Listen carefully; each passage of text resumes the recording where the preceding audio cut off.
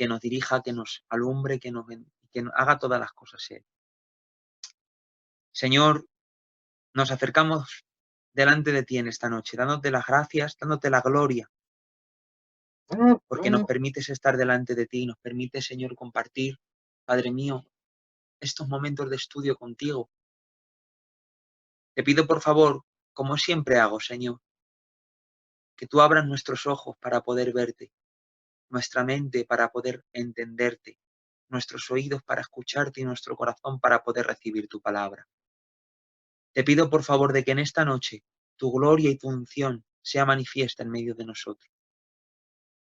Gracias porque tú abres tus escrituras a nosotros, siendo nosotros nada, Señor.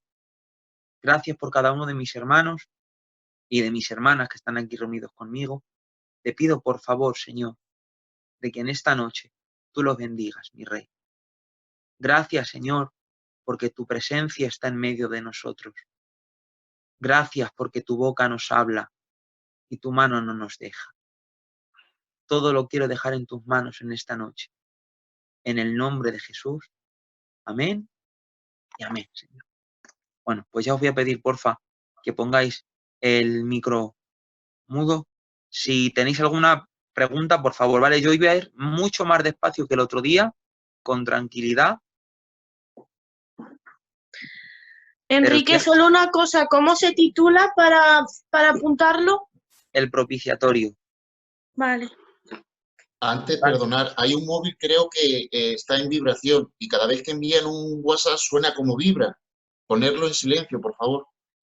Sí, el único que lo tiene abierto es Enrique, por lo tanto es él. ¿Cómo va a cerrar el micrófono? Da igual, aunque... No, ya está, ya no. El mío ya no, ya le he quitado las notificaciones para que no nos moleste. ¿Vale? Os voy a hacer, ¿vale? Y así doy un poquito de tiempo para que entre, por si quería entrar la Yasmín, que ha dicho que tardaba 2 minutos más. Yo os voy a ir introduciendo un poco, ¿vale? En el tema del otro día para los que no estuvisteis o no os acordáis. Toquemos el tema del arca, ¿vale? Dijimos de que el arca representaba a la persona de Cristo. Vimos cómo estaba cubierta de oro por dentro y por fuera, que representa su divinidad. Vimos que estaba hecha de madera, de acacia, que representa su humanidad. Vimos lo que tenía dentro, que tenía dentro las tablas de la ley, que tenía dentro la vara de Aarón que reverdeció. Buenas noches, Yasmín. Y que tenía dentro una urna con maná, ¿vale? Eso es lo que vimos la semana pasada, a modo de pájaro. Como dije el otro día, yo esperaba que el tema del arca lo fuésemos a dar en un estudio. Lo que pasa es que como vi que lo del arca se me alargó y que lo de hoy se me iba a alargar aún más, preferí hacerlo en 2 partes. Y esta es la que vamos a dar hoy. Así que todo el que tenga Biblia, os voy a pedir por favor que vengáis conmigo a donde lo dejamos el otro día, capítulo 25 del libro de Éxodo. Vamos a leer a partir del versículo 17. Yo voy a ir muy despacio, ¿vale? Mientras buscáis, yo voy a compartir mi pantalla para que podáis ver mientras yo voy leyendo, ¿vale? Aquí está. Solamente preguntaros si lo veis bien. Así. ¿Qué tal lo veis? Bien. Vale. Pues entonces empezamos, ¿vale? Vosotros veis y yo leo. Y harás un propiciatorio de oro fino, cuya longitud será de 2 codos y medio y su anchura de codo y medio. Harás también 2 querubines de oro, labrados a martillo. Los harás con los 2 extremos del propiciatorio. Harás pues un querubín en un extremo y otro querubín en otro extremo. De una pieza con el propiciatorio harás los querubines en sus 2 extremos. Y los querubines extenderán por encima las alas, cubriendo con sus alas el propiciatorio, sus rostros el uno enfrente del otro, mirando al propiciatorio los rostros de los querubines. Y pondrás el propiciatorio encima del arca, y en el arca que yo te daré. ¿Se ha visto bien? Sí. Vale. Ahora, os describo, aunque sé que lo habéis visto y hoy se ha visto bien. Os describo lo que era, ¿vale? ¿Os acordáis que el otro día dijimos que el arca era una caja? Encima va una tapa, que es lo que habéis visto, y encima de esa tapa, con esa tapa, es una estructura nada más, ¿vale? De oro puro, va un querubín aquí y otro querubín aquí, de tal manera que vaya todo de una pieza encima, ¿vale? Es llamada cubierta, digamos, que era la tapadera del arca, tenía 2 querubines de oro en ella y era el lugar, y quedaros con esto, donde el sumo sacerdote vertía la sangre en el día de la expiación o el Yom Kippur. Os he hecho esto para que veáis, yo hoy creo que voy a compartir más pantalla que otros días para que lo vayáis viendo, porque como no tengo pizarra, quiero que os quedéis con las palabras. Si alguna no me entiende o lo que sea, pues me lo dice y lo repetimos, ¿vale? Así, para que veáis desde aquí. Vale. Esto era el tabernáculo, ¿vale? Como veis, digamos que es una especie de foto del tabernáculo. Para que lo veáis así, porque ahora os voy a ir hablando lo que va dentro del tabernáculo, ¿vale?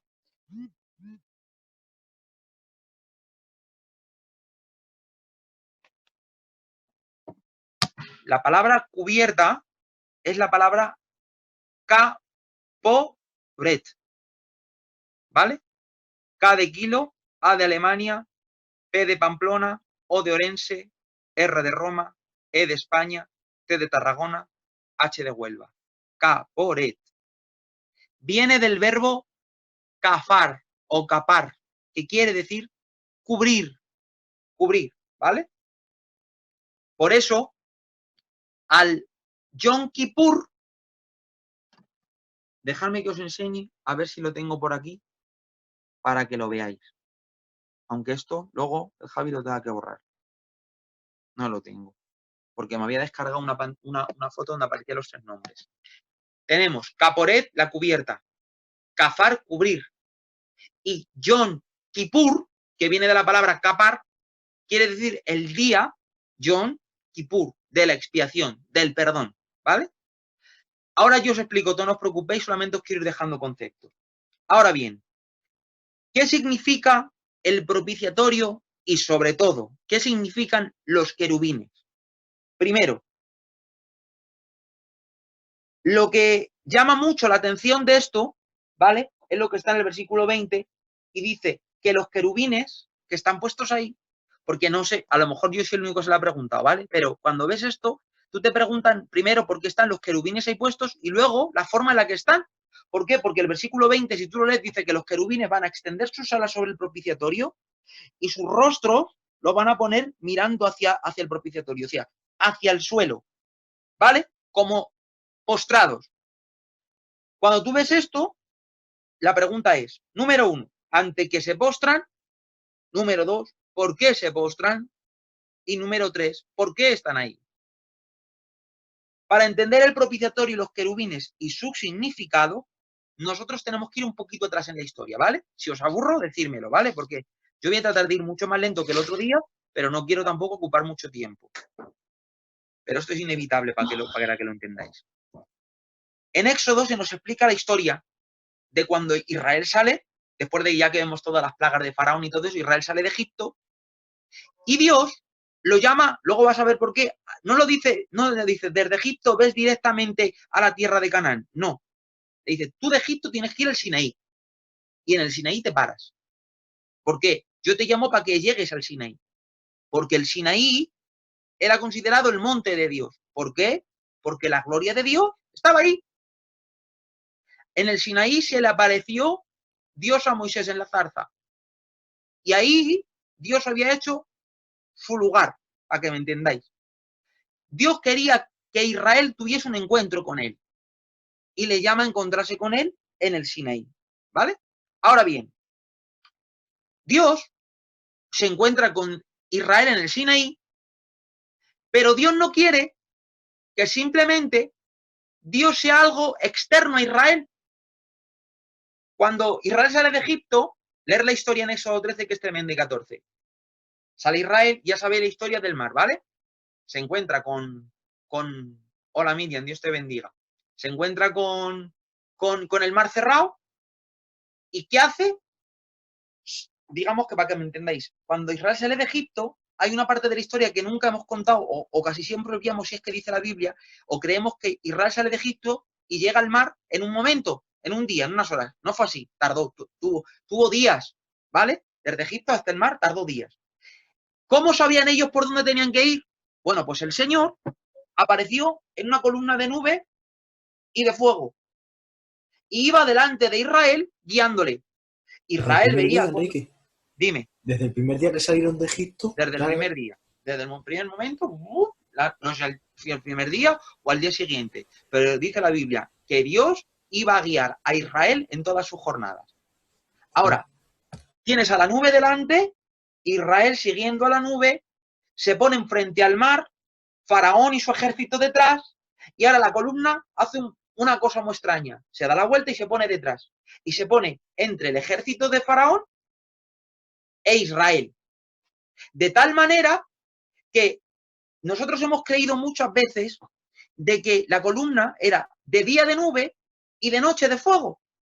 Pero la Biblia no dice eso. Si lees con despacito, con detenimiento, el capítulo 14, te vas a dar cuenta de que dice: y se puso entre los dos campamentos de tal manera que de noche el fuego alumbraba a Israel, pero para los egipcios era tinieblas.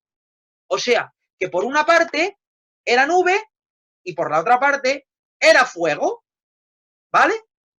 Dios va delante de su pueblo y lo va guiando hasta el Sinaí, pero Dios no quiere ser alguien que está fuera del campamento y simplemente guía al pueblo. Dios quiere otra relación con su pueblo. Dios quiere tener comunión con él. Dios quiere cogerle de la mano y, como un papá a su niño, llevarle de paseo. Quiere abrazarle. Quiere ser su Dios y que Israel sea su pueblo. Ahora bien, ¿qué es lo que hace el Señor? El Señor se aparece donde, como ya sabéis la historia que lo he explicado muchas veces, encima del monte Sinaí, y desde el Sinaí empieza a hablar a Moisés, le dan los 10 mandamientos, le enseña lo que hay que hacer en el tabernáculo, ¿vale? Cuando ya tienen todo el tabernáculo montado, ¿vale? Porque quiero que entiendas esto. El tabernáculo lo dio Dios como un lugar de encuentro. ¿Qué es el tabernáculo? Un lugar de encuentro. Un lugar donde el pueblo puede acercarse a encontrarse con Dios, ¿vale? Y en ese tabernáculo, Dios le dice, que esto es lo que yo te quiero enseñar, y así lo vas a entender mejor.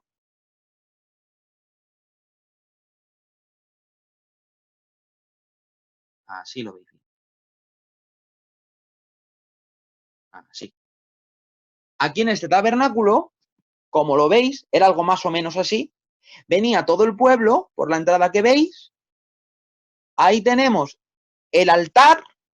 ¿Le veis dónde sale el humo? Y ahí tenéis la fuente, el lavacro. Y ahí la entrada. El pueblo se acercaba, ofrecía los sacrificios en el altar, los sacerdotes eran los que lo ofrecían, ¿vale? Ahí tiene la fuente para lavarse y ahí la entrada. Esto es lo que Dios quería con su pueblo, un lugar de encuentro. Pero pasa una cosa, que nosotros vemos el tabernáculo desde fuera. Así es como se veía desde dentro. La parte de dentro tenemos una división. A la vuestra izquierda vais a ver donde pone la puerta de la verdad. Esa es la puerta del tabernáculo, la que da a la calle. Y a la derecha veis la puerta de la vida, que tenéis, me vais a decir, ¿eso lo has puesto tú? No, aparece en la foto, ¿vale? Es una forma de llamar a las puertas. Tenemos la puerta de la verdad, que es la que entra, y ahí dice la puerta de la vida, que es la que lleva al lugar santísimo, ¿vale? Como veis, tenéis la mesa de los panes de la proposición o de la presencia, y tenéis el altar del incienso y el candelero. En este altar es donde pasó el padre de Juan el Bautista a ofrecer el incienso, y ahí se le apareció el ángel. Y como veis, al final del todo, detrás de la cortina, tenéis el arca del testimonio. Ahí es donde pasaban a ofrecer el día de la expiación. ¿Vale? Os he descargado varias fotos para que lo veáis. Como veis, aquí también se ve muy bien. Ahí tenéis el altar de bronce a la derecha, tenéis a los sacerdotes, la entrada, tenéis el lugar santo y detrás de todo tenéis el arca. ¿vale? Enrique, donde está el candelero ya es el lugar santo, ¿no? Esto es, así, eso es, ahí lo veis. Tenéis, ahí donde está el sacerdote ahora mismo es el lugar santo, Vale. el altar de incienso, y detrás de la cortina, ahí tenéis el arca de la alianza, ¿vale? Dentro del lugar santísimo. A ese lugar no tenía acceso nada más que el sumo sacerdote, no los sacerdotes, el sumo sacerdote, una vez al año, ¿vale? Entonces, el día del Yom Kippur era el único día, el día de la expiación, en el que el sumo sacerdote podía pasar ahí. Ahora, ya que habéis visto cómo era y cómo no era, me vais a preguntar, ¿y qué tiene que ver eso? Porque claro, os hago memoria, ¿vale? Porque no quiero dejarlo en el aire. El día de la expiación era el día en el que se venían, se hacía expiación por todo el pueblo. Capítulo 16 de Levítico. Tenéis, traen 2 machos cabríos, 2 inocentes. El sumo sacerdote echa suerte sobre uno y sobre otro. Uno cae a la suerte para morir, otro cae a la suerte para olvidar. Al que cae a la suerte para morir, le cogen, le matan, cogen la sangre y entran donde hemos visto y la vertían sobre el arca. Luego después salían fuera, ponían las manos sobre el otro macho cabrío, le confesaban todos los pecados que caían sobre él y luego le soltaban al desierto, al olvido, le tiraban fuera del campamento. Y aquel macho cabrío se perdía en el desierto y nadie le volvía a ver, nadie le podía escuchar, nadie podía saber nada de él. Me vas a decir seguro, bueno, ¿y qué tiene que ver el trono de Dios que has visto? ¿Qué tiene que ver los querubines? ¿Qué tiene que ver el tabernáculo? ¿Cómo esto? Bueno, el Señor, en ese propiciatorio que hemos visto, en esa cubierta, ese sitio de oro, ahí el Señor ha hecho una reproducción de algo. Ha hecho iba a decir una imitación, pero no es una imitación, ¿vale? Es otra cosa. El Señor lo que ha hecho ahí ha sido reproducir otro lugar. Os lo voy a enseñar. Y quedaros bien porque os vais a impactar, ¿vale? Me vas a decir, ¿qué sitio ha reproducido el Señor? Este sitio. Yo os enseño y vosotros lo veis y yo leo, ¿vale? Estamos en Apocalipsis. Leo yo a partir del versículo 2. Y al instante estaba yo en el Espíritu, y he aquí un trono establecido en el cielo, y en el trono uno sentado. El aspecto del que estaba sentado era semejante a piedra de jaspe y de cornalina, y había alrededor del trono un arco iris, semejante en aspecto a la esmeralda. Y alrededor del trono había 24 tronos, y vi sentados en los tronos a 24 ancianos, vestidos de ropas blancas con coronas de oro en sus cabezas. Y del trono salían relámpagos y truenos y voces, y delante del trono ardían 7 lámparas de fuego, las cuales son los 7 espíritus de Dios. Y delante del trono había como un mar de vidrio semejante al cristal, y junto al trono y alrededor del trono 4 seres vivientes, llenos de ojos, delante y detrás. El primer ser viviente era semejante a un león, y el segundo era semejante a un becerro. El tercero tenía el rostro como de hombre, y el cuarto era semejante a un águila volando. Y los 4 seres vivientes tenían cada uno 6 alas, y alrededor y por dentro estaban llenos de ojos, y no cesaban de día y de noche de decir: Santo, santo, santo es el Señor Dios Todopoderoso, el que era, el que es y el que ha de venir. Esto que estáis viendo, si luego lo leéis incluso con más detalle. Va a aparecer en el libro de Ezequiel, en el capítulo 1, una visión de la gloria de Dios. Vais a ver el trono de Dios y vais a ver a los querubines postrados delante de Dios. Lo que nosotros estamos viendo en el propiciatorio no es otra cosa que una reproducción del trono de Dios. ¿Por qué? Porque Dios quiso mover su gloria, su presencia, donde Él estaba, desde el Sinaí al tabernáculo. ¿Por qué? Porque Israel era un pueblo nómada que iba de camino a la tierra de Canaán. Y esto te quebranta. Porque Dios, siendo el rey del cielo y de la tierra, le dijo a su pueblo: vosotros andáis en casitas desmontables, dejarme a mí también una casita desmontable. ¿Para qué? Porque como las casitas hay que levantarlas y moverlas, si yo me quedo en un sitio, cuando vosotros os movéis sin mí, y yo quiero estar con vosotros. Entonces, darme un lugar, un tabernáculo, algo que se desmonte y que se mueva. ¿Para qué? Para que cuando vosotros os mováis, yo también pueda ir con vosotros. Porque lo que Dios quería era estar en medio de su pueblo. Y Dios plantó allí su trono, el rey reinando en medio de su pueblo. Ahora puedes entender cuando Balaam miró al pueblo y no pudo maldecirlo, sino que dice: hay júbilo de rey en medio de su pueblo. Claro, ¿cómo no va a haber júbilo de rey si el rey de reyes está en medio de su pueblo? Esto es tremendo, ¿vale? Ahora bien, cuando tú ves esto y ves a Dios en medio del pueblo, te vas a dar cuenta de que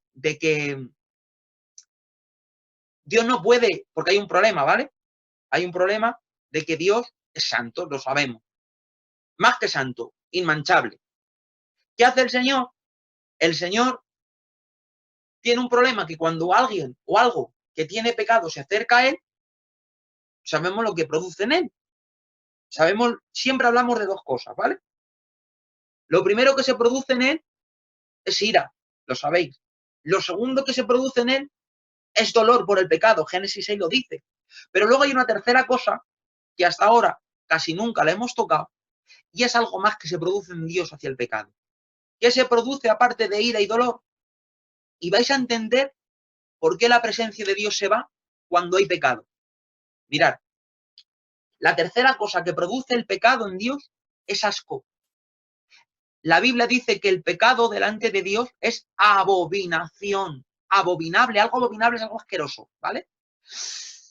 Cuando Dios ve el pecado, la Biblia dice que lo ve manchado, ve una mancha, algo grave y profundo que daña, no que lo dañe, sino que le produce repugnancia. Esa es la palabra. Ahora bien, la palabra presencia en el hebreo original es la palabra paná. Y paná quiere decir cara o rostro. Cuando alguien está en la presencia de alguien, significa que está a la vista de alguien, delante de alguien. Como yo os veo, vosotros me veis.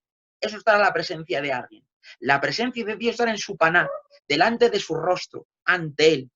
Ahora bien, cuando a vosotros os da mucho asco algo, te acercas a algo y te da mucho asco, ¿qué es lo primero que tú haces? Vuelves el rostro porque te da asco, lo quitas de en medio, te produce repugnancia y vuelves el rostro.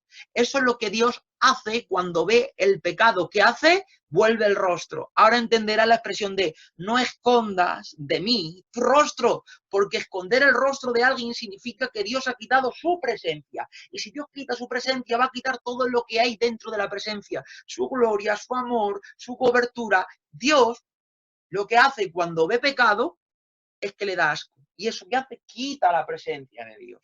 Vuelve el rostro, lo esconde. Y esta oración te la vas a encontrar constantemente. No quites de mí tu rostro. Al contrario, haz resplandecer tu rostro sobre mí. Significa que el rostro de Dios se acerca y su brillo cae sobre ti. Acércate, que caiga tu brillo sobre mí. Eso es lo que el Señor quiere tener con nosotros, ¿vale? Ahora bien, entendiendo esto, tú me vas a decir, ¿vale? Pero seguimos teniendo el problema del pecado, ¿vale? Fijaros, yo quiero ir despacio y quiero ir guiándolo, ¿vale? Para que vosotros podáis ir viendo. La Biblia dice, hasta ahora hemos dicho de que ese lugar, el propiciatorio, era una reproducción del trono. Fijaros qué figura nos va a dar Dios y cómo la Biblia es impresionante. Desde Génesis hasta Apocalipsis, cómo va casando una con la otra. Dice, os lo pongo aquí, Primera de Crónicas 28:2 y Salmo 99:5, por si luego lo queréis escuchar o queréis buscarlo. Llaman al arca el estrado de los pies de Dios. Eso es lo que ven en el arca, el estrado de sus pies. Por lo tanto, lo que el Señor nos quiere dar a entender es que Dios está sentado en su trono, sus pies dan en el arca, Él está por encima del arca, y debajo, donde están sus pies, donde Él apoya sus pies, ahí está el arca, el estrado de sus pies, perteneciente a su trono. Ahora bien, os voy a decir, ¿qué había dentro del arca? Lo más importante, por el motivo por el cual se hizo el arca y por el cual se llama el arca del testimonio. Lo que hay dentro del arca es las tablas de la ley de Dios, la justicia de Dios. Ahora entendemos por qué dice la Biblia justicia y juicio, que son el cimiento de tu trono. Lo que está debajo, la parte fundamental del trono, donde están los pies, eso es justicia y juicio. ¿Os dais cuenta cómo la Biblia se va complementando y se va casando una cosa con otra? Justicia y juicio son el cimiento del trono. Entonces, la imagen que nos da la Biblia en el propiciatorio es que Dios está en su trono sentado, mira para abajo, mira hacia el estrado de sus pies. ¿Y qué tiene el estrado de sus pies? Las tablas de la ley. De hecho, tú vas a ver que Dios constantemente dice, Jehová se ha sentado en su trono para juzgar. Y solamente tienes que ir al último libro de la Biblia, ves al último capítulo y te vas a encontrar el juicio ante el gran trono blanco. Y dice, había uno sentado en el trono y los libros fueron abiertos. ¿Por qué? Porque delante del trono hay un juicio. Por eso el Señor, Dios Padre, le dice a Dios Hijo, cuando resucita, anda y siéntate a mi diestra hasta que ponga a tus enemigos, ¿dónde? En el estrado de tus pies. ¿Te das cuenta? ¿Dónde está el juicio? Porque claro, los va a juzgar y el juicio se hace debajo. Ahora, el problema es el siguiente. El problema es que Dios mira para abajo, mira al estrado de sus pies, mira a donde está el cimiento de su justicia y de su juicio y ve las tablas de la ley. ¿Qué problema tenemos nosotros? Que para que nosotros, o mejor dicho, el pueblo pueda tener comunión con Dios, no se puede altercar la santidad de Dios. Porque si se acerca algo que haya contrariado o algo que haya roto un mandamiento de Dios, eso ya no es santo. Y si se acerca a Dios algo que no es santo, produce en Dios ira, dolor y asco.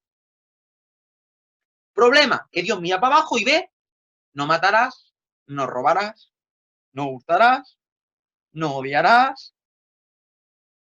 Pero es que aparte de eso, Dios le ha dado 613 mandamientos a su pueblo, repartidos en el libro de Números y en el libro de Levítico. Mandamientos rituales, mandamientos morales, mandamientos de culto. Uno solo, el quebrantamiento de un solo mandamiento, hace que el hombre ya no sea apto para tener comunión con Dios. ¿Por qué? Porque una pequeña mancha es una gran mancha a los ojos de Dios. De hecho, el libro de Habacuc le dice Habacuc a Dios, muy limpio de ojos eres para mirar la iniquidad. Que los ojos de Dios son tan limpios que una pequeña mancha es un gran agravio contra su santidad. Ahora, ¿cómo hace Dios para arreglar esto? Dios quiere arreglarlo con su pueblo, ¿vale? Dios quiere tener comunión. Ahora el Señor ha puesto en el estrado de sus pies una cubierta. Es tremendo. Y le ha dicho al pueblo, o a Moisés, Moisés, tráeme un inocente. O mejor dicho, tráeme dos inocentes. Dos animales. Ellos no tienen culpa. Ellos no han mentido, no han robado, no han dicho falsos testimonios, no han mentido vendiendo, no han sacado pecho y han tenido orgullo. Ellos no han hecho eso. Ellos no son así, son inocentes. Sin embargo, el Señor le ha dicho, tráeme dos inocentes, dos machos cabríos. Y ahora le presentan delante de Dios dos machos cabríos. Han hecho suertes, a ver quién es el que muere y a ver quién es el que se le suelta. Y ahora vais a entender por qué, ¿vale? Ha caído la suerte sobre el que muere. Y ahora va a llegar el Señor, va a llegar Aarón, sumo sacerdote, va a matar al macho cabrío por el cual ha caído la suerte para morir, va a coger su sangre, ¿y qué va a hacer con esa sangre? La va a rociar. ¿Dónde la va a rociar? En la cubierta. ¿Y dónde está la cubierta? En el estrado de los pies de Dios, en el cimiento de su trono, donde tiene que estar el juicio. Y debajo de esa cubierta que hay, las tablas de la ley que le están gritando a Dios. Juzga al hombre, juzga al hombre, juzga al hombre. Ha mentido, ha robado, juzga al hombre. Y cuando Dios desde su trono mira para abajo para ver las tablas de la ley, lo que ve no son las tablas de la ley, porque está la cubierta. Lo que ve es la sangre del macho cabrío inocente que se ha derramado. ¿Y qué es lo que ha hecho? Cafar, cubrir. Ha cubierto. Y ahora el hombre, cuando mira, Dios cuando mira, ya no ve la tabla de la ley, ve la sangre. Y la ira de Dios queda satisfecha. ¿Vale? Pero es que el sacerdote sale, porque hemos dicho que el pecado produce en Dios, primero, ira, dolor, pero es que además de eso, produce asco. Y el asco en Dios, ¿qué hace? Rompe la comunión. Dios mira para otro lado y se rompe la comunión. Y te pierdes y te alejas, no quiero saber nada de ti. Me das asco, pecador, no quiero estar contigo, no puedo. Muy limpio soy de ojos para ver tu pecado. Entonces, ¿qué es lo que hacemos? Dice Dios, ahora vas a coger al otro macho cabrío, vas a poner tus manos sobre él, vas a confesar los pecados y todos los pecados del pueblo van a cargar sobre ese macho cabrío. Y el asco, el no puedo mirarte, el no puedo tener comunión contigo, el que tiene que haber algo entre tú y yo, ya no va a ser con el pueblo. Ahora va a pasar a aquel inocente, a aquel macho cabrío. ¿Y qué van a hacer con él? Le van a sacar fuera, lejos. Está hablando de la rotura de la comunión. Entonces, la rotura de la comunión ya no la tiene Dios con su pueblo. La tiene Dios con el macho cabrío inocente. ¿Y qué hacen con el macho inocente? Le sacan fuera del tabernáculo. Y se pierde. Y así Dios puede tener comunión con su pueblo. Estar en medio de su pueblo. Y tener relación con su pueblo. La consecuencia de esto, que cuando hay comunión con Dios, la presencia de Dios está en medio, y lo que conlleva estar cerca de la presencia de Dios es que tú tienes contacto con su gloria. ¿Qué es la gloria de Dios? Lo que emana de él. Tú acércate al fuego. ¿Qué sientes? Calor. ¿El calor es lo mismo que el fuego? No. Es lo que hay al acercarse al fuego, porque el fuego produce calor. Tú acércate a algo que huela bien. Tú te acerques y sientes su aroma. Emana de él. Bueno, pues la gloria de Dios, la grandeza, la majestad, comporta todo tipo de bendiciones. ¿Por qué? Porque Él es la vida, Él es el gozo, Él es la paz, Él es luz, Él es salvación. Por lo tanto, cuando uno tiene comunión con Dios y la presencia de Dios está con él, se manifiesta todas esas bendiciones, se manifiesta su gloria. Y eso pasó con Israel. La gloria de Dios se manifestó ¡puf!, en forma de nube y cubrió al pueblo. Y ahora Israel va por el desierto y de la nube va sobre él, la gloria de Dios. ¿Por qué? Porque hay comunión con Dios. Y la gloria de Dios está sobre su pueblo. Y ahora Israel tiene hambre y de la nube sale maná. Israel tiene sed y la nube le provee de agua. Israel no le da el sol del desierto, porque el sol se lo lleva a la nube. A él le queda la sombra.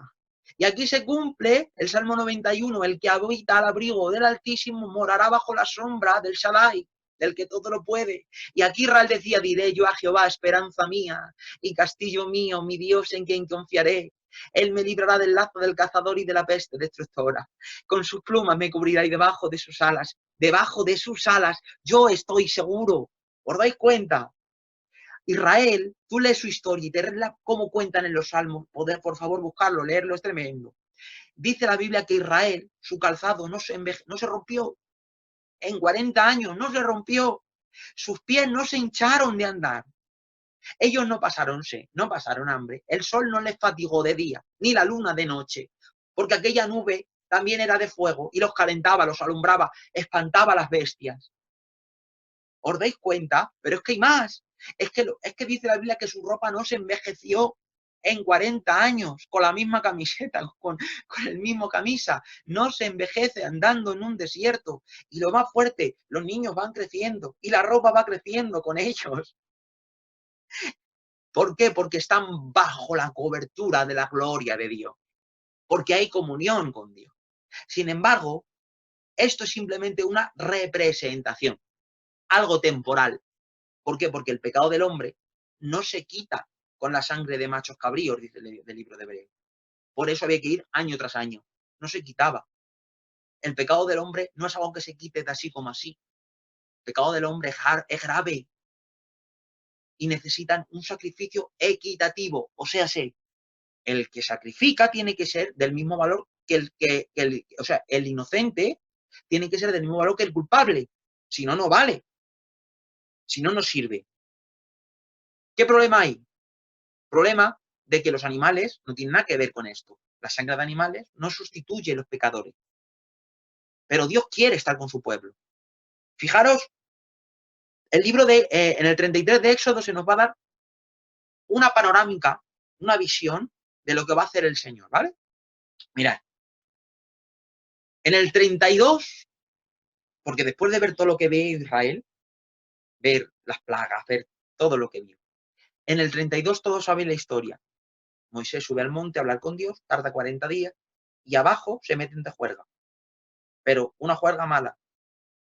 Le dicen a Aarón que con el oro, con las pulseras, que los egipcios les habían dado a ellos, porque su Dios les había hecho todo lo que había hecho, ellos hicieron con esas pulseras y con esos tesoros una imagen de un becerro.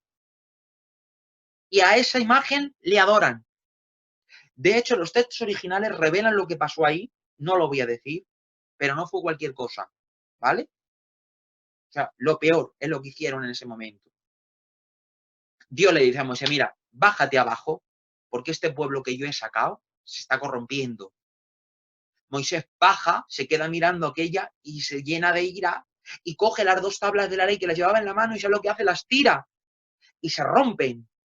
Y ahí Dios está diciendo, se ha roto el pacto.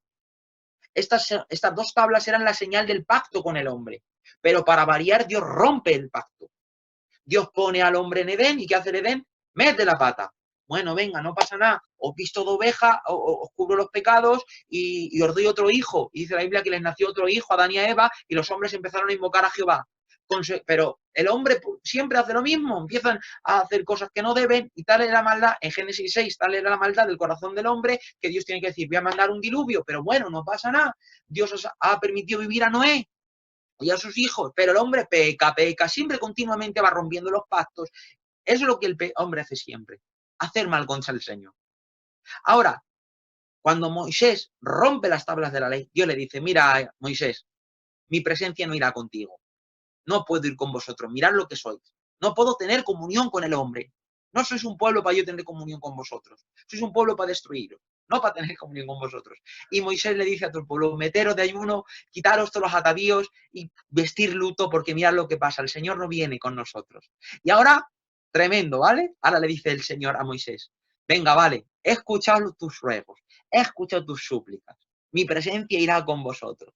Y ahora Moisés, como tiene tanta confianza con el Señor, le hace una petición al Señor y le dice, Señor, quiero algo más. Quiero que me muestres tu gloria. Moisés le está pidiendo a Dios ver algo que no ha visto. A una nueva dimensión de gloria de Dios. Dios lo sabe y le dice, mira, Moisés, tú me estás pidiendo algo que no te puedo dar y algo que tampoco entiendes. Me estás pidiendo ver mi gloria. Y estás pidiendo una revelación, una manifestación más fuerte. Mi rostro no lo puedes ver porque el hombre no está preparado para verlo. Si yo me parezco tal y como soy delante de ti, tu cuerpo muere, no está preparado. Pero, y fíjate, léelo despacio, no le dice, no te mostraré mi gloria. Le dice, te voy a mostrar mi gloria, pero te voy a mostrar otro tipo de gloria que tú no conoces. Te voy a dar una nueva revelación de mí. Súbete al monte. Yo abriré una grieta en la roca y te esconderé dentro. Pasaré delante de ti y mi rostro no lo verás, pero ¿qué verás? Mis espaldas. No mi rostro, mis espaldas. Quedaros. No le dijo, no, te mostraré mi gloria. Le dijo, te mostraré mis espaldas. O sea, esas espaldas son parte de la gloria de Dios. Dice la Biblia que añade a esto, que esto pocas veces lo hemos dicho, porque era algo muy raro. Y dice la Biblia, y entonces le dijo el Señor a Moisés, y pasaré delante de ti proclamando mi nombre. Y así lo hizo. Dice la Biblia que, ya sabéis, puso a Moisés, pasó por delante, le enseñó sus espaldas y mientras iba pasando, iba gritando Dios su propio nombre. yo soy Jehová, creador de los cielos y de la tierra, y empieza a decir algo más, y empieza a decir, tardo para la ira y grande en misericordia, que hago misericordia, es que es tremendo, dice que visito la maldad de los padres sobre sus hijos hasta la tercera y cuarta generación de los que me aborrecen, pero que hago misericordia a millones y millones de los que me aman. Es que Dios le está dando a Moisés un ápice de la verdadera gloria que él tiene. Moisés había conocido algo de Dios, había conocido al Dios de sus padres, al que se autosustenta, al yo soy, a aquel que vive por sí mismo, aquel que vive porque quiere existir. No me voy a meter ahí, que ya lo expliqué. Ese es el que él conoce. Ha visto la mano de Dios operando, trayendo plagas, destruyendo, el poder de Dios, la grandeza de Dios. Lo ha visto Moisés. Pero hay algo que Moisés todavía no conoce. Moisés todavía no conoce la gracia de Dios. Por eso Dios le dice, es que tienes que conocer mi verdadera gloria. Porque no conoces todavía hasta dónde llego, Moisés. Necesitas conocer mi gracia. Y por eso te voy a enseñar primero, te enseño mis espaldas y luego empiezo a proclamar que yo soy un Dios grande, perdonador, tardo para la ira y grande en misericordia. Enrique, ¿qué significan las espaldas de Dios? Ya os lo he explicado muchas veces. Dice el libro de Isaías que Dios y cogió vuestros pecados y los echó tras sus espaldas. ¿Dónde echó los pecados Dios? ¿Sobre quién? Sobre su Hijo. Entonces, ¿quién son las espaldas de Dios? Su Hijo. ¿Qué parte o qué gloria de Dios vio Dios? ¿Dónde? ¿Qué es lo que Dios le estaba diciendo a Moisés? Te voy a mostrar mi gloria. Te voy a mostrar a mi Hijo. Ahora, ante todo esto, la pregunta es, Dios quiere habitar con el hombre, tener relación con el hombre y tener comunión con él. Pregunto yo, ¿podrá Dios habitar con el hombre? ¿Podrá Dios tener comunión con él? Mirar este versículo, si no es para comerle la cara, porque es tremendo. Mirar esto.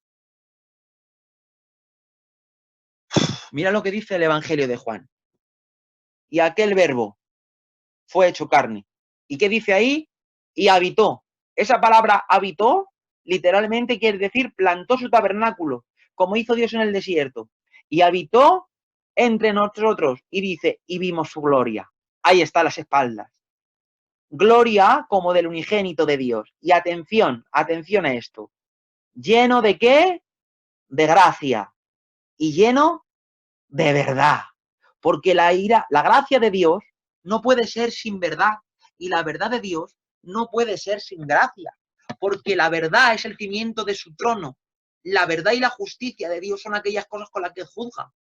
Él no juzga sin misericordia, pero su gracia está llena de la verdad, porque si la gracia fuese sin verdad, lo que haría de Dios sería un Dios injusto, y Dios no es injusto. Entonces, en Dios hay equilibrio, hay gracia y hay verdad. Está todo a la misma altura, porque Dios está lleno de las dos cosas. Solamente que ese versículo termina así. Y de su plenitud nosotros tomamos. ¿Y qué dice que tomamos nosotros, Chus o Alfredo? No dice que tomemos la verdad. No. No dice que tomamos la justicia. Dice que nosotros tomamos gracia sobre gracia. Porque la justicia se la llevó él. Y a nosotros nos dio la gracia. Ahora, pregunto, antes de seguir, hasta aquí, y necesito que alguien me responda. ¿Voy bien? ¿Tenéis alguna pregunta? Vas perfecto. Vale, continuamos. Ahora bien, ¿cómo hacemos o cómo va a hacer Dios para poder tener comunión con el hombre? Porque hemos dicho que en el desierto era una figura de lo que pasaba. Se rompían los mandamientos y Dios gritaba, traerme al inocente. Y en el inocente se aseguraba la comunión. Pero hemos dicho que eso no servía ni tenía valor permanente. ¿Por qué? Porque se necesitaba una ofrenda equitativa del valor de la rotura que se había hecho. Problema, el hombre no tiene, bueno, ni el hombre, ni los ángeles, ni los demonios. No hay algo que llegue, no hay una ofrenda equitativa, no hay nada de un valor tan supremo como lo que se había roto. Pregunto, ¿podemos entonces decir que se le han acabado los planes al Señor y que Dios no va a tener comunión con el hombre? No. te vuelvo a decir, vuelve a sonar la voz de Dios, y esta vez más fuerte que nunca, y vuelve a sonar, traerme a un inocente. Quiero que te imagines el día de la expiación que te he explicado. Imagínate a todo el pueblo en los atrios, toda la nación, 3 millones, 4 millones de personas, ahí puestos, esperando. Por ahí, mirarlos que lo traen. Ya traen a los 2 machos cabríos, inocentes. Si pudiesen hablar, le dirían uno a otro, ¿sabes dónde vamos? Otro seguro que le diría, no, no lo sé. ¿Entiendes lo que está pasando? No, no lo entiendo. Porque ellos son inocentes. Ellos no han hecho nada malo. Vas a ver a todo el pueblo esperando a esos 2 machos cabríos. Los plantan delante del pueblo. Los plantan delante del tabernáculo. Todo el pueblo mirando. Y ahora empiezan a echar suertes. Sobre uno y sobre otro. Sobre uno y sobre otro. Cuando he visto esto hoy, mi mente ha volado rápidamente. Porque cuando el Señor dice traerme otro inocente, a ese inocente también se le puso delante de todo el pueblo. ¿Los puedes ver? Son muchos, ¿eh? Vas a ver la figura de 2 hombres, igual que los 2 machos cabríos. 2. A un lado está Jesús. Ahí le tienes. Le conocemos bien. A su lado otro hombre. Poncio Pilatos está en medio de los 2. Levanta sus manos y grita a aquella multitud y le dice, ¿a quién queréis que os suelte? ¿A Jesús llamado el Cristo o a Barrabás? Cuando he visto esta mañana, yo leía el día de la expiación, cómo se echaba suerte sobre uno y sobre otro, a ver a quién elegían. ¡Pum! Se me ha venido. Los 2 ahí están. Ahí tienes a Jesús y ahí tienes a Barrabás. Poncio Pilato grita a la multitud, decirme, ¿a quién os suelto? Uno es un maleante, un blasfemo, asesino. Le cogieron por sedición. ¿Y cuál sería su crimen? Que le condenaron a ser crucificado. Y eso no se lo hacían a cualquiera. La cruz estaba reservada para aquellos criminales a los cuales se les quería exponer para que los demás al verles les diese miedo. Eso era Barrabás. El otro, el que está a su lado, no es ningún maleante, no es ningún blasfemo. Su nombre es admirable consejero, Dios fuerte y príncipe de paz. Conoce cada estrella por su nombre y ha puesto límite al mar. El cielo cuenta su gloria y el firmamento anuncia la obra de sus manos. Las aves, con sus primeros cantos, elevan a él su voz cada mañana y sus crías levantan a él su voz pidiéndole a su hacedor su comida. Los serafines esconden su rostro porque no soportan su gloria y los querubines se postran en adoración. Los ángeles esperan deseosos una orden suya. Sin embargo, aún oigo a Pilatos otra vez decir, ¿a quién elegís? ¿A Jesús o a Barrabás? Y lo fuerte de todo es que las multitudes gritan y dicen, a Barrabás. Si yo que veo la escena, yo le grito y les digo, pero si no hay comparación, ¿por qué no le cogéis a él? Si él es la vida, ¿por qué no le escogéis a él? Sin embargo, tonto de mí, que yo no consigo ver lo que está pasando ahí. Porque ahí lo que está pasando es sencillamente otra representación. Porque lo que se está pasando ahí es una representación de lo que ya pasó en el cielo. Porque ahí no se está eligiendo, ni se está escogiendo entre Jesús y Barrabás. Eso es lo que nosotros pareciésemos que vemos. Porque nosotros, todos nosotros, somos Barrabás. Todos nosotros hemos roto la ley de Dios. Todos somos delincuentes a sus ojos. Todos hemos traspasado su ley, hemos mentido y hemos hecho lo que a Dios no le agrada. Todos somos pecadores, todos somos delincuentes ante la ley de Dios, todos somos Barrabás. Por lo tanto, lo que se grita ahí no es a quién queréis que os suelte, a Jesús o a Barrabás. Lo que se está gritando ahí es otra cosa. Lo que se grita ahí es a quién queréis que os suelte, a Jesús o a Alfredo. ¿A quién queréis que os suelte? ¿A Jesús o a Ramón? ¿A quién queréis que os suelte? ¿A la María o a Jesús? ¿A quién queréis que os suelte? ¿A la Chelo o a Jesús? Y ante esta pregunta, no la multitud, el cielo grita: no, Señor, suelta a Alfredo. No, Señor, suelta a la Fanny. No, Señor, suelta a la Chelo. No, Señor, suelta a la Alba. Entre él y tú, el cielo te escogió a ti. Problema, que la suerte, si no recaía sobre ti, tenía que recaer sobre él. Por eso a Barrabás le soltaron, porque tú y yo somos Barrabás. Y el cielo te escogió a ti en lugar de a él.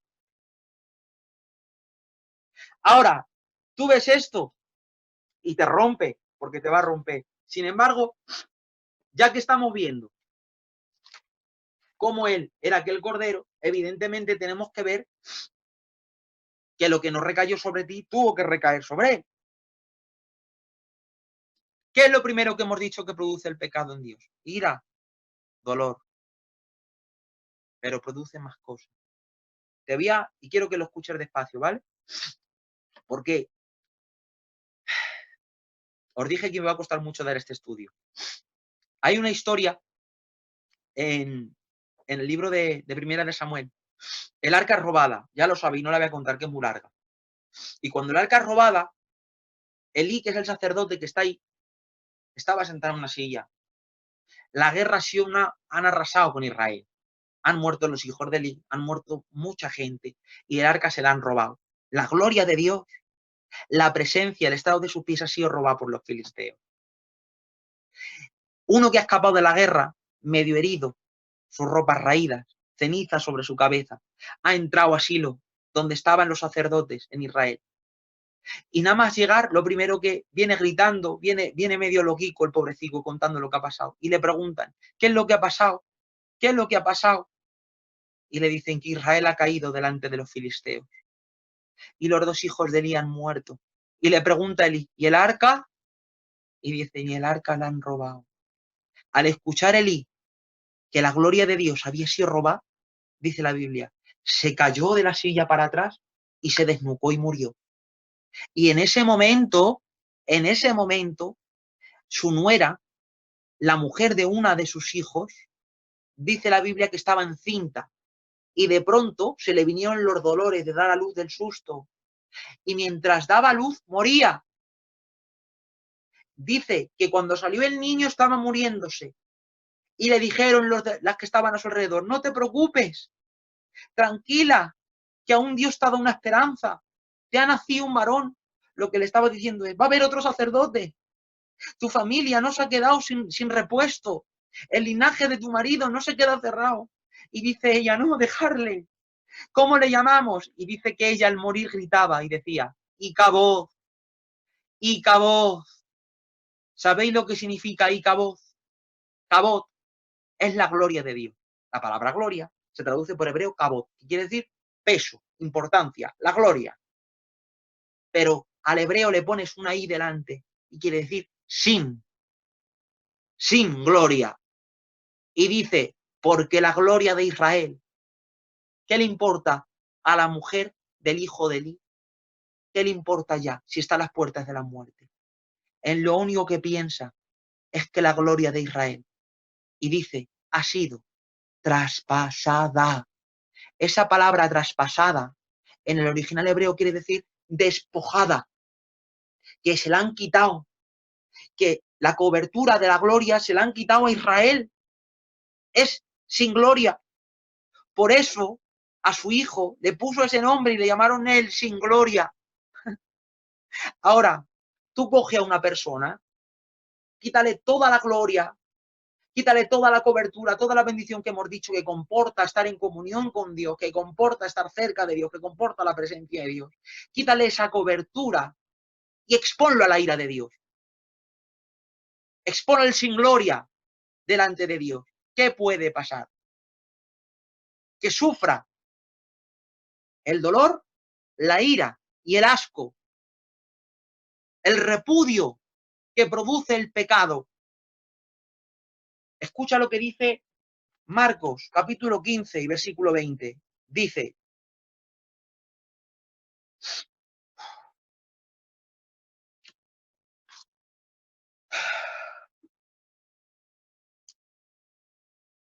y Pilatos, queriendo satisfacer al pueblo, le soltó a Barrabás y entregó a Jesús después de azotarle para que fuese crucificado.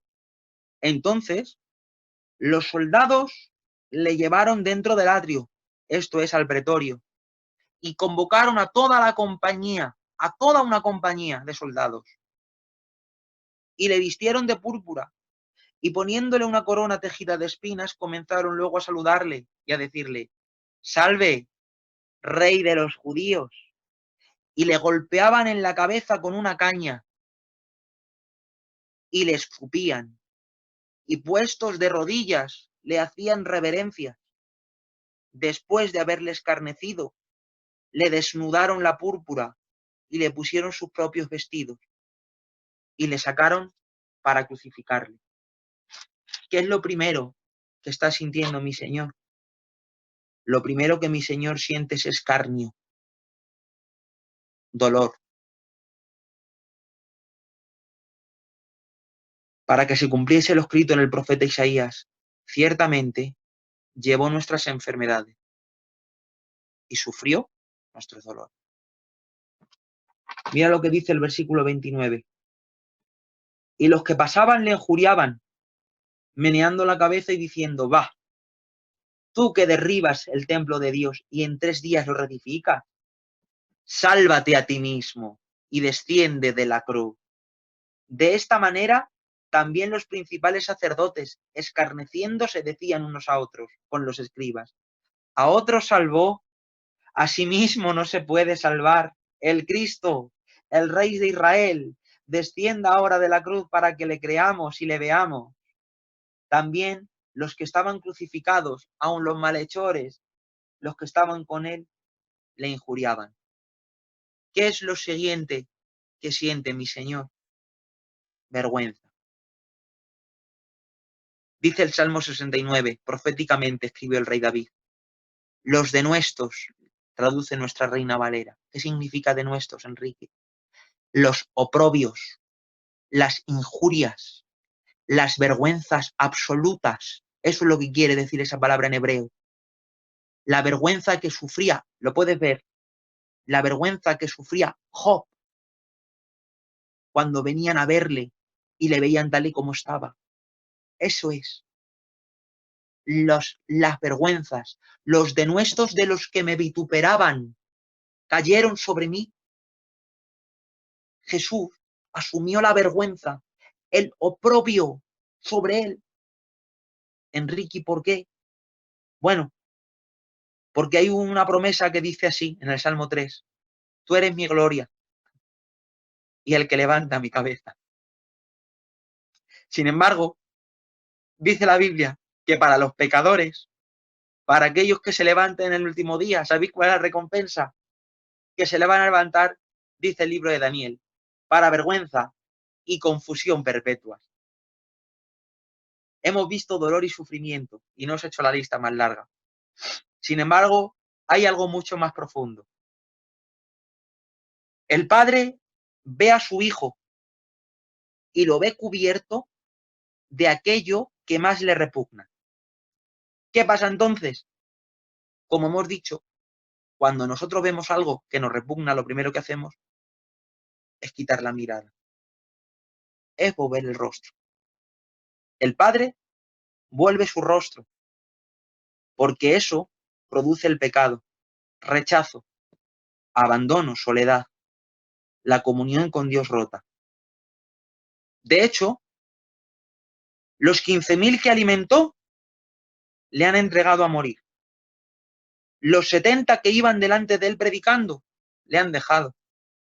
Sus 12, los íntimos, compañeros de alegrías y penas, uno le ha entregado, el otro le ha negado, y el resto ha huido. Lo único que le ha quedado a Jesús ha sido su único discípulo, Juan, y su madre.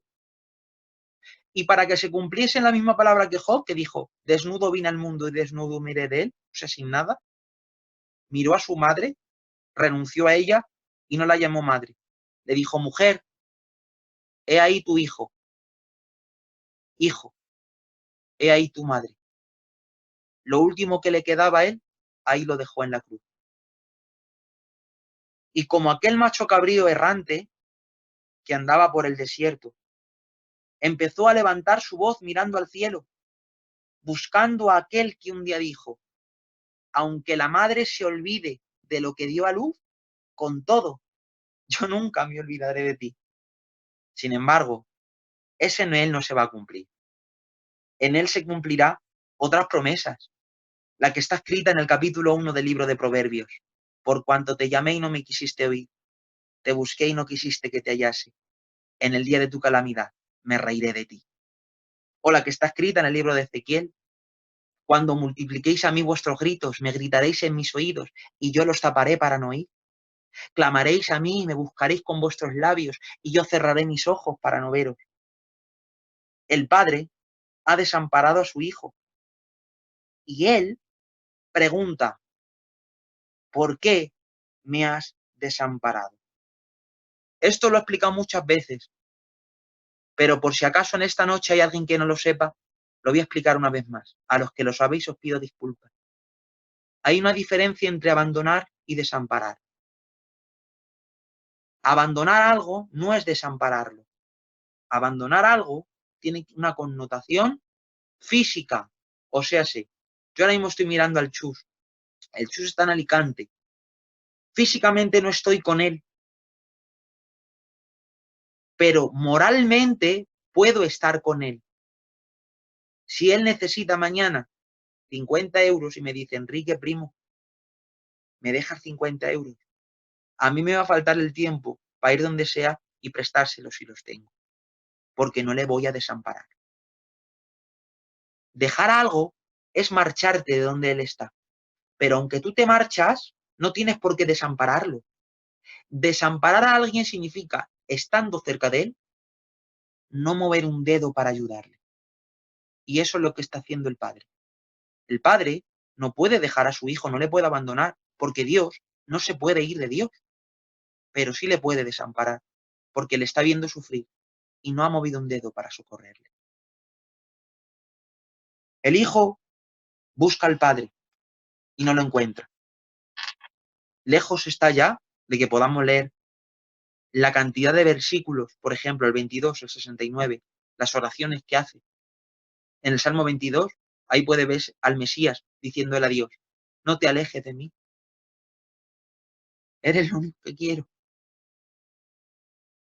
En medio de ese clamor de necesidad por el Padre, buscándole y no hallándole, surge otro clamor.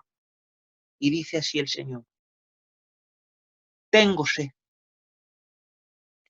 Hay quien cree que está pidiendo agua. Sin embargo, al oírle, no puedo evitar recordar unas palabras que él dijo. Quien beba del agua que yo le doy, no tendrá sed jamás. Y es que el clamor que escuchamos es el clamor por ese agua. Es el clamor de aquel que dijo, mi comida y mi bebida es hacer la voluntad de mi Padre. Es el clamor que se levanta en el Salmo 42 diciendo, como el ciervo brama por las corrientes de las aguas, así clama por ti, oh Dios, el alma mía. Una sed que no puede ser saciada con agua, porque el crucificado tiene sed de su Padre, de sus abrazos, de sus sonrisas. Está sediento de su voz y de la comunión que tuvo con él desde la eternidad. A él no le importan los golpes, los latigazos, la corona de espinas ni la cruz. Todo lo tomaría gozoso de la mano de su Padre. Sin embargo, le oímos entre clamores sediento diciendo, ¿por qué me has desamparado? Tengo sed. Al oírlo, no podemos evitar preguntar, ¿por qué? ¿Por qué lo hiciste? ¿Por qué haces eso, Señor? Y Él nos va a responder así, para que se pueda cumplir lo escrito en el libro de Isaías. A todos los sedientos, venid a las aguas, y a los que no tienen dinero, venid, comprad y comed. Su esclavitud compró mi libertad, su tristeza compró mi alegría, sus heridas me proveyeron de sanidad y su condena de perdón. En su desamparo he sido amparado y en su soledad recibí compañía. Su debilidad fue mi fortaleza y su humillación mi exaltación. Con su sed apagó mi sed y su cilicio me cubrió de alegría. Con sus manos traspasadas enjugó mis lágrimas y en su lugar, con las mismas manos, dibujó una sonrisa.